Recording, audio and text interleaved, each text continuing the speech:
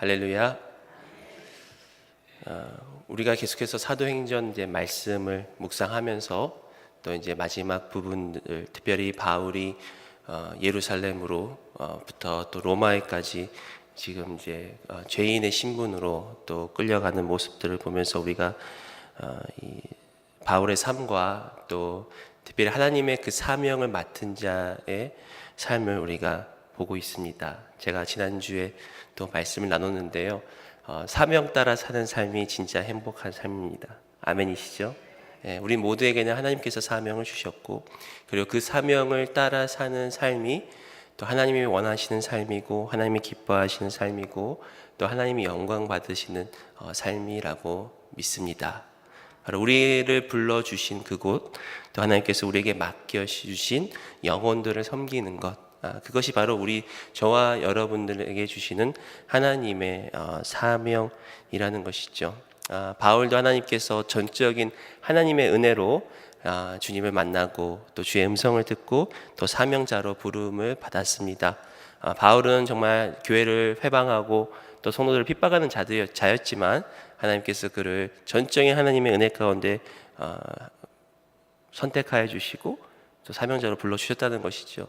그것을 통해서 우리도 마찬가지로 아무런 자격 없고 조건 없는 또 우리를 하나님께서 전적인 그 하나님의 은혜로 우리를 구원하여 주시고 또 우리를 부르셔서 우리를 사용해 주십니다.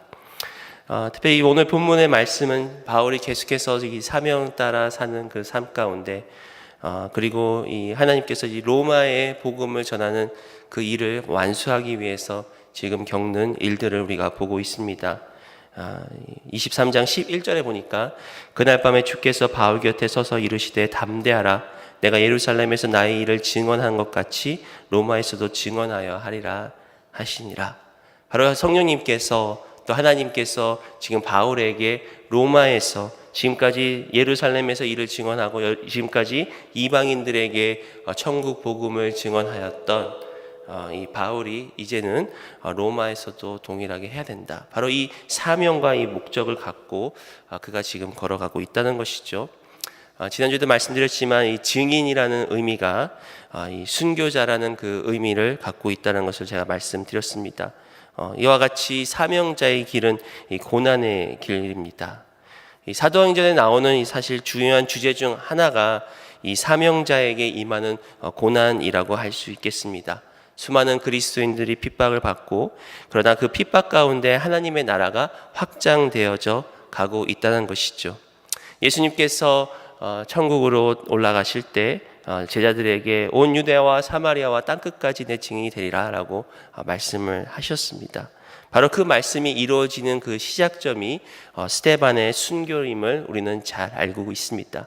바로 이 하나님의 그 사람 또 스데반의 그 순교와 또 핍박과 고난을 통해서 바로 성도들이 흩어지기 시작하였고 또 그 흩어지기 시작한 그 시점이 바로 온 유대와 사마리아와 땅끝까지 이르러 내 증인이 되리라는 그 말씀이 이루어지는 그런 순간이었다는 것입니다.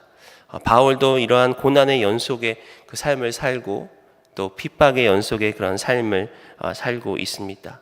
우리가 사도행전은 성령 행전이라고 하지 않습니까?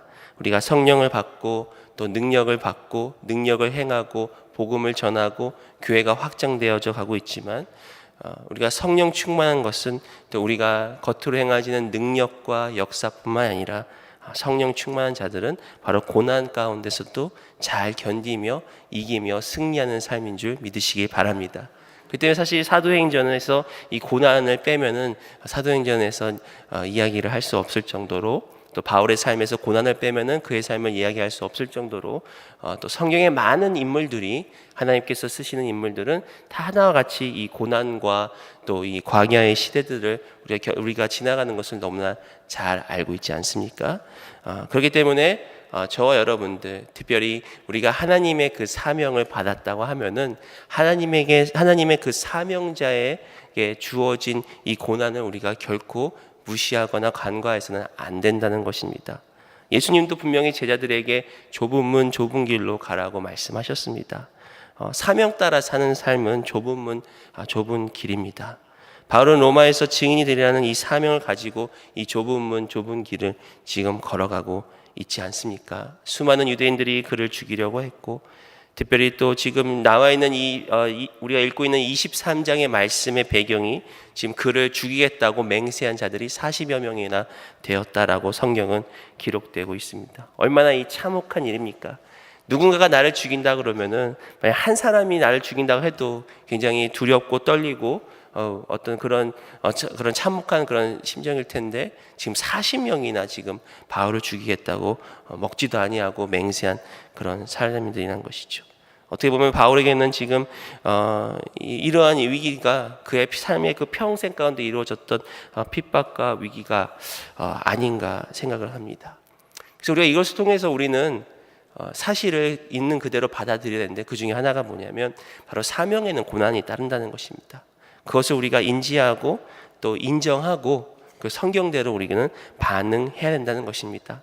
하나님이 말씀하시는 형통은 우리가 이 땅에서 잘 먹고 잘 살고 아무런 일 없이 모든 것이 순조롭게 이루어가는 것이 진정한 형통이 아니라는 것이죠. 때로는 하나님께서 우리에게 형통을 허락하시고 또 사실은 형통 가운데 고난도 우리에게 허락하시는 걸 우리는 잘 알고 있어야 한다는 것입니다. 우리 어제 강 목사님의 그 설교 중에서 이런 말씀하셨습니다. 우리의 그런 어두운 부분을 우리는 잘 알고 있어야 된다고요. 무슨 말입니까? 특별히 다윗과 사울의 이야기를 하면서 사울과 같이 우리 가운데 갖고 있는 그런 어두운 부분들, 즉 질투하고 또 분노하고 또 이기적이고 탐욕적인 그런 마음들을 우리가 먼저 알고 있어야 이것을 피하고 또 하나님의 그 성품을 우리 가운데 갖고 나아갈 수 있다는 것이죠. 즉 우리가 주님을 닮아가기 위해서는 먼저 우리 안에 있는 우리의 모습들을 올바로 볼 줄 아는 그런 안목이 필요한다는 것입니다. 즉 진정한 승리자의 삶도 마찬가지입니다. 우리의 삶 가운데 진행되고 있는 고난들, 또 우리 삶 가운데 진행되고 있는 어떤 어려움들이 있을 수 있다라는 것을 먼저 인정하고 그것을 사실로 받아들이고 또 그것을 이렇게 성경적으로 우리가 반응할 때 진정한 승리자의 삶을 사는 줄 믿습니다. 그러니까 우리가 올바른 신앙생활을 하기 위해서는 우리의 이 땅 가운데 벌어지고 있는 그런 현실들을 우리가 이해할 필요가 있다라는 것이죠.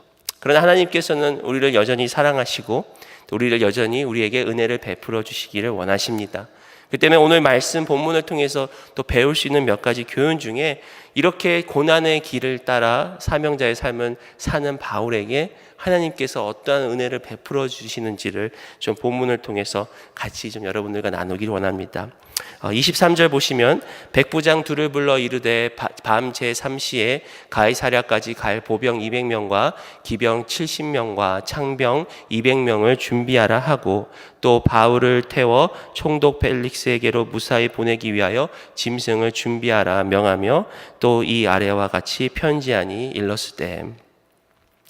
우리가 이 본문을 통해서 알 수 있는 첫 번째 교훈은 바로 하나님은 고난 가운데서도 우리에게 돕는 손길을 보내셔서 우리를 보호해 주신다는 것입니다.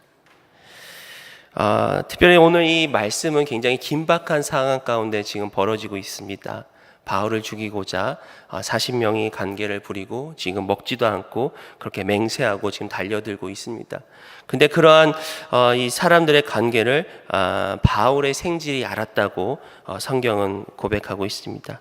그리고 이 바울의 생질이 바울에게 찾아와서 그러한 일들을 알리고 또 바울은 백부장에게 생지를 보내고 또 생지를 천부장에게 보내달라고 요청을 하고 그리고 천부장은 곧바로 그 이야기를 듣고 바울에게 지금 이렇게 금방 읽었던 그런 사람 군사들을 보내고 기병을 준비하고 보병을 준비해서 지금 바울을 보호하는 것을 우리가 알 수가 있죠. 보통 천부장이라 하면은 이렇게 1000명의 군사들을 데리고 거느린다고 할 수 있겠는데 오늘 보니까 이 천부장이 거의 자기가 데리고 있는 군사들의 반 가까이를 지금 바울에게 보내고 있습니다. 보병 200명, 기병 70명, 창병 200명, 총 합쳐서 470명이더라고요. 상당히 많은 그 수를 지금 바울에게 보내서 바울을 이렇게 보호하는 것을 우리가 알 수가 있지요. 이처럼 이 사명자들은 고난의 길을 걷는 순간마다 하나님께서 때를 따라 우리에게 돕는 손길을 보내주신다는 것입니다. 성경의 인물들을 보면은 이와 같이 이 하나님의 돕는 사람들이 없이는 그들이 살아갈 수 없었음을 우리는 너무나 잘 알고 있지 않습니까?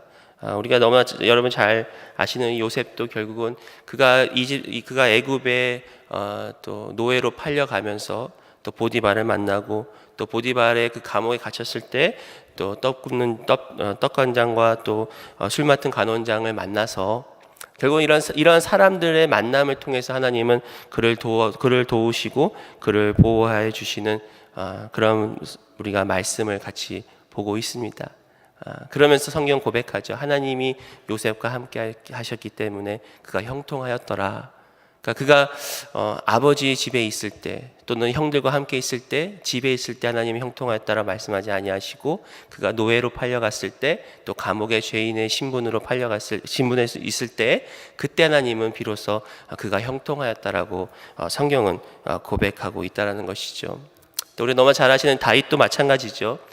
그가 사울에게 쫓겨서 아둘람 꼴에 있을 때 그때 환난당한 자, 빚진 자, 원통한 자들이 모였습니다. 그리고 그 사람들이 평생 다윗과 함께하고 다윗을 위해 싸우는 용사들이 되었고 결국 그것을 통해서 다윗은 하나님의 뜻을 이루어 나갈 수 있었다는 것이죠.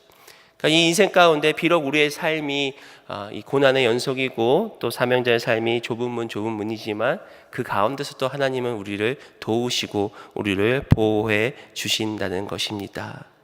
하나님이 우리와 함께 하시기 때문에 결국은 이러한 고난의 길을 걷는 저와 여러분이 바로 형통한 삶이라고 하나님은 우리에게 말씀하고 있다는 것이죠. 그렇기 때문에 우리는 오늘 하루도 하나님의 그 위로를 받고 또 하나님의 힘을 힘입어서 우리는 살아갈 수가 있습니다. 참 많은 우리가 겪는 고난들은 우리가 다 이해할 수 없고 또 다 헤아릴 수 없습니다. 때로는 정말 이해가 안 갑니다. 왜 이런 일이 이렇게 일어날까? 이렇게 성도님들의 이야기를 듣고 또 사정을 들어보면 참 안타까운 일들이 많이 있습니다. 그것을 다 이해할 수 없고 다 풀어 설명할 수는 없지만 한 가지 변하지 않는 진리는 뭐냐? 하나님이 그 가운데서도 우리와 함께 하시고 하나님 그 가운데서도 우리를 도와주신다는 것입니다. 특별히 바울은 이러한 급박한 상황 가운데서 지혜를 발휘하는 것을 우리가 보고 있지 않습니까?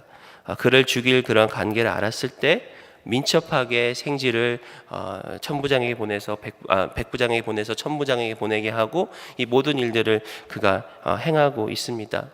그러므로 우리가 고난 중에 있다고 낙심하지 말고 자포자기하지 말고 하나님의 돕는 손길을 구하되 또 하나님께서 우리를 도우실 때 우리는 지혜를 발휘해서 또 민첩하게 하나님의 역사를 우리가 반응해야 할 필요가 있다는 것이죠.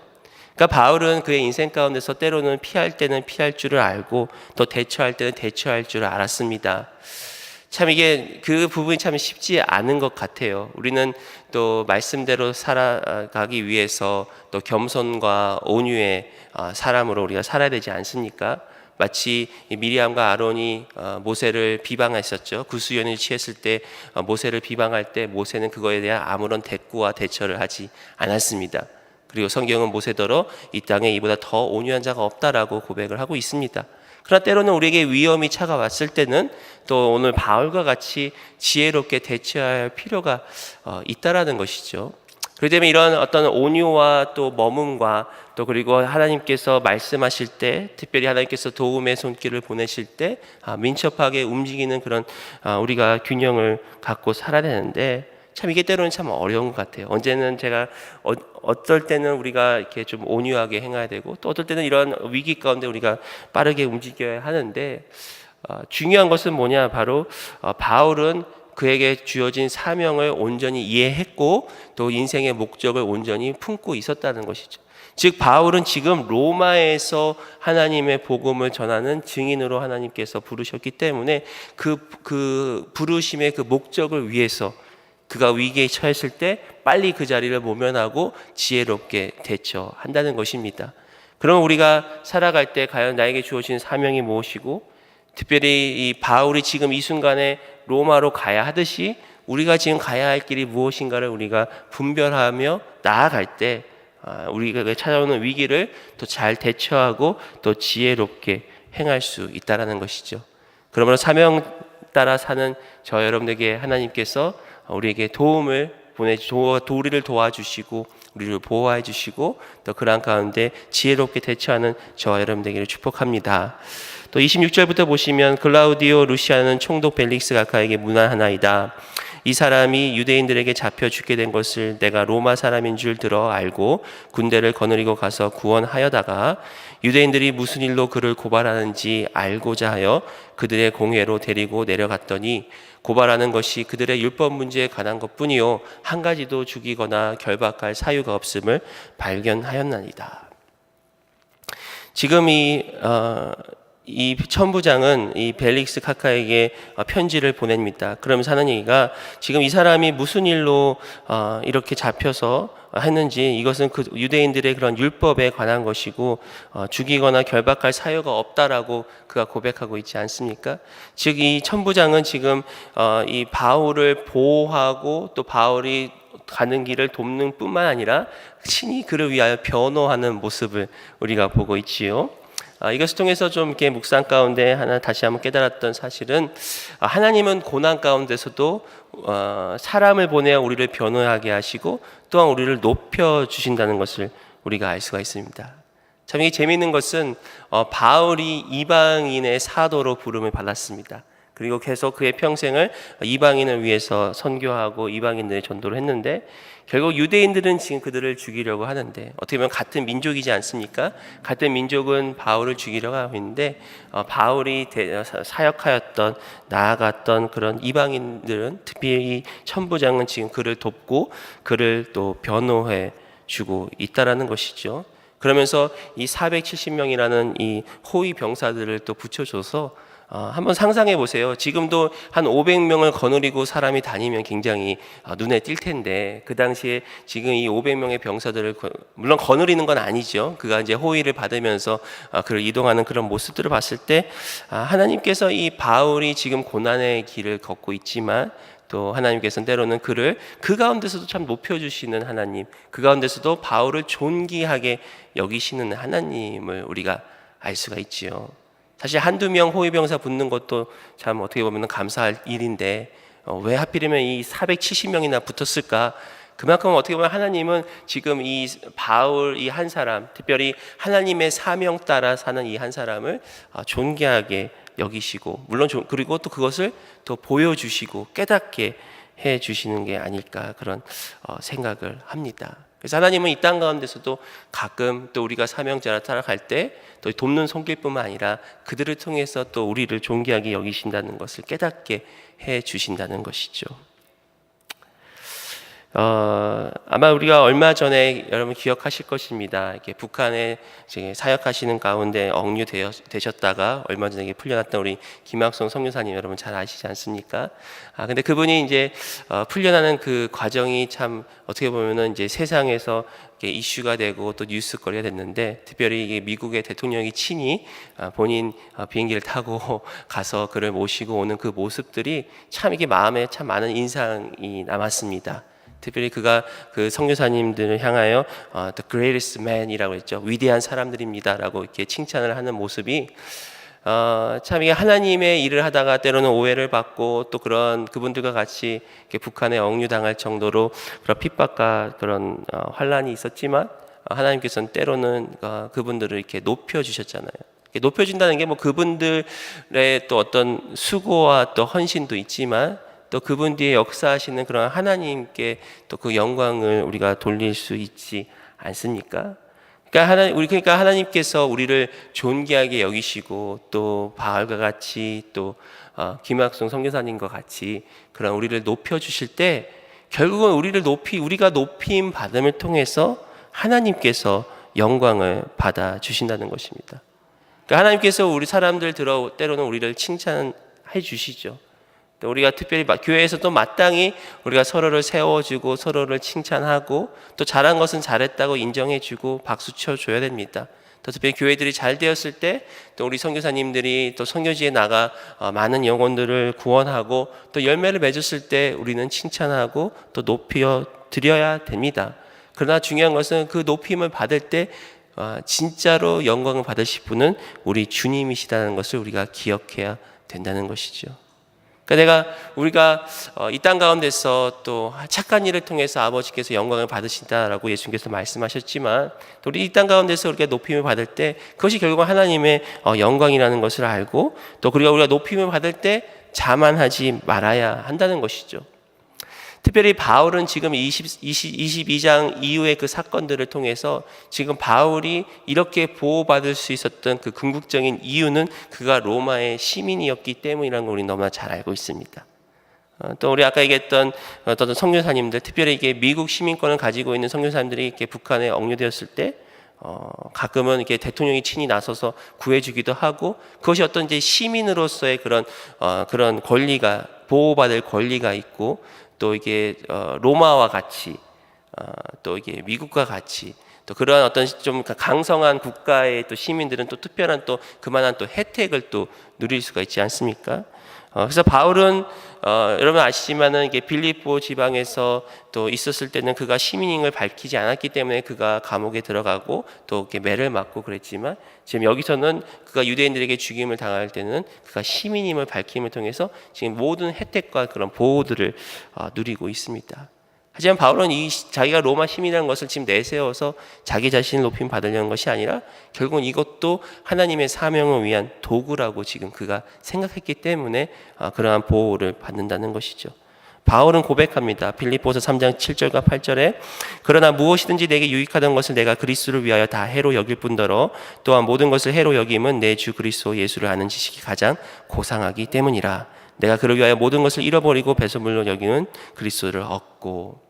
그러니까 그는 그의 마음에는 늘 예수 그리스도로 온전하게 채워져 있고, 또 그의 삶의 목적은 사명을 이룸을 통해서 예수님께 영광을 돌리기 때문에 그가 때로는 이 로마의 시민으로서 그가 어떤 혜택과 보호를 받고 또 사람들로부터 칭찬을 받고 그런 높임을 받지만, 결국은 그럼에도 불구하고 그 가운데 오직 예수 그리스도, 하나님을 아는 지식, 예수님을 아는 지식이 가장 고상하다라고 그가 고백하기 때문에 하나님께서 그의 인생을 계속해서 축복하시고 그를 돕고 그를 높여 나가신다는 것입니다. 그렇기 때문에 우리도 마찬가지죠. 우리가 칭찬받을 때, 또 하나님께서 이 땅 가운데서도 때로는 우리를 높여주실 때 우리가 그때 우쭐하지 말고, 그때 자만하지 말고, 정말 예수 그리스도가 나의 삶을 통해서 나의 높임을 받으시는, 또 이러한 또 우리가 영광을 받을 때 궁극적인 영광은 오직 예수 그리스도께 우리가 나아간다는 것을 알 수가 있습니다. 그래서 우리가 30절부터 보시면 그러나 이 사람을 해하려는 관계가 있다고 누가 내게 알려주기로 곧 당신께로 보내며 또 고발하는 사람들도 당신 앞에서 그에 대하여 말하라 하였나이다 하였더라. 보병이 명을 받은 대로 밤에 바울을 데리고 안디바드리에 이르러 이튿날 기병으로 바울을 호송하게 하고 영내로 돌아가니라. 그들이 가이사랴에 들어가서 편지를 총독에게 드리고 바울을 그 앞에 세우니 총독이 읽고 바울더러 어느 영지 사람이냐 물어 길리기아 사람인 줄 알고 이르되 너를 고발하는 사람들이 오거든 내 말을 들으리라 하고 헤롯궁에 그를 지키라 명하니라. 그래서 결국은 그가 호위병들의 그 호위를 받으면서 그가 결국은 지역으로 가게 되고, 그리고 총독 펠릭스를 만나게 되고, 그리고 이제 그곳에서 마지막에 이렇게 얘기를 하죠. 35절 다시 보시면 너를 고발하는 사람들이 오거든 내 말을 들으리라. 저는 이 마지막 구절을 읽으면서 이런 또 생각을 해보게 되었습니다. 하나님은 고난 가운데서도 하나님의 진리를 선포하게 하신다는 것이죠. 그러니까 이 총독이 지금 이야기하는 것이죠. 이 고발하는 사람들, 너를 죽이려 하는 사람들이 찾아오거든 내가 그들 말만 듣는 것뿐만 아니라 네 말도 듣겠다. 사실은 이 22장부터 바울은 계속해서 그가 지금 생명이 위태하고 또 사람들에게 붙들렸지만 그에게는 계속해서 복음을 전할 수 있는, 또 말씀을 선포할 수 있는 그런 기회들이 주어지고 있다는 것이죠. 또 죄인의 신분으로서 그가 옥중 서신을 쓰게 되고, 또 죄인의 신부로 감옥에 갇혀 있을 때에도 사람들이 오고, 또 로마의 병사들에게 자기를 가두고 있는 병사들에게 계속해서 복음을 전할 수가 있었습니다. 그러니까 하나님께서는 고난 중에 또 갇힌 자가 되어 있지만은 때때로 우리에게 이러한 진리를 선포할 수 있는 그런 문을 열어주고 있다는 것입니다. 그렇기 때문에 우리 사명 따라 사는 자들이 고난 중에 낙심하지 말아야 할 것은 바로 하나님께서 친히 그 사명을 이루게 이끄시기 때문이라는 것이죠. 가끔 이럴 때 있지 않습니까? 내가 지금 해야 할 일이 많은데 또 하나님의 일을 이루어야 되는데 상황이 막혀서 또 고난 가운데 그 일이 좀 주저되는 것 같고, 그럴 때 우리는 낙심하게 됩니다. 그러나 하나님은 하나님께서 맡겨주신 일을 또 하나님께서 친히 우리가 이루도록 우리를 이끌어 나가신다는 것입니다. 그 때문에 우리가 고난 중에 있을 때 우리는 때를 얻든지 못 얻든지 그런 복음을 전할 수 있어야 된다는 것이죠. 하나님께서 그런 기회를 주실 때 우리는 담대하게 진리를 선포해야 한다는 것입니다. 또한 예수님께서는 그의 제자들에게 너희들이 사람들에게 끌려가고 너희들이 핍박을 당할 때 성령께서 함께 하셔서 성령님께서 친히 할 말을 가르쳐 주리라 라고 말씀을 하고 있습니다. 마태복음 10장 18절에 또 너희가 나로 말미암아 총독들과 임금들 앞에 끌려가리니 이는 그들과 이방인들에게 증거가 되게 하려 하심이라. 너희를 넘겨줄 때 어떻게 또는 무엇을 말할까 염려하지 말라. 그때 너희에게 할 말을 주시리니 말하는 이는 너희가 아니라 너희 속에서 말씀하시는 이 곧 너희 아버지의 성령이시니라. 그러니까 하나님께서 우리가 환난 중에 고난 중에 우리를 도우실 뿐만 아니라 우리를 보호해 주실 뿐만 아니라 때로는 우리를 높여 주실 뿐만 아니라 또 때로는 우리에게 기회를 주실 때 그때 또한 성령님께서 우리 가운데서 할 말을 깨닫게 해주시고 가르쳐 주시고 역사해 나간다는 것입니다. 그래서 어찌 보면은 이 겉으로 볼 때는 바울의 삶은 이 고난이고 고통이지만 그 가운데 하나님은 때때로 그를 도우시고 높이시고 또 그에게 기회를 주시는 하나님이시라는 것이죠. 그래서 우리는 사명자로 살아갈 때 낙심하지 말아야 할 것은 이와 같이 주님은 오늘 이 순간에도 저와 여러분과 함께 하신다는 것을 여러분 믿으시기 바랍니다. 하나님은 우리를 도우시고 우리를 보호해 주신다는 것입니다. 그렇기 때문에 고난이 아니고 고통이 아니라는 것이죠. 이 땅의 삶은 진정 저와 여러분들의 오늘의 삶도 하나님 안에서 형통의 삶이라는 것입니다. 우리 예수님은 십자가에서 모든 고난을 다 짊어지셨습니다. 우리가 고난을 당하면서 그래도 위로를 받을 수 있는 것은 하나님이 우리와 함께 하신다는 것을 우리는 알기 때문에 위로를 받지만 예수님께서는 친히 십자가에서 엘리 엘리 라마 사막다니 내 아버지여 내 하나님이여 어찌하여 나를 버리셨나이까 라고 그가 고백한 것 같이 영적으로도 그는 하나님과 단절되는 그런 경험을 하셨습니다. 그러면서 친히 우리 모두의 고난을 우리 주님께서 받으셨다는 것이죠. 그렇기 때문에 고난 가운데 저와 여러분들은 위로를 받고 하나님이 우리와 늘 함께 하신다는 것입니다. 앞에서도 말씀드렸지만 고난을 우리가 다 이해할 수가 없습니다. 고통을 다 이해할 수 없습니다. 그러나 한 가지 확실한 것은 이 모든 고난과 고난을 우리 하나님이신 예수님께서 친히 다 감당하셨다는 것입니다. 그럴 때 십자가에 우리가 힘을 입어서 오늘 하루도 고난 가운데 고통 가운데 정말 우리 스스로는 견딜 수 없는 그런 일들이지만 우리는 오늘 하루도 묵묵히 이기며 승리하며 나아갈 수 있다는 것이죠. 우리 스스로 우리 자신을 바라보는 것이 아니라 십자가 예수 그리스도를 바라보심으로 오늘 하루도 사명자로서 고난 가운데 승리하시는 저와 여러분 되시기를 예수 이름으로 축원드립니다.